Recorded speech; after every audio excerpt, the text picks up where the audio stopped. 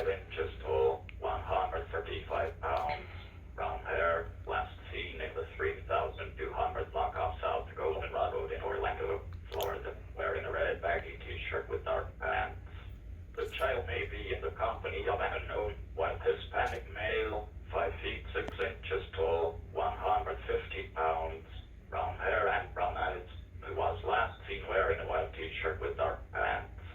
They may be traveling in a 2004 gray Toyota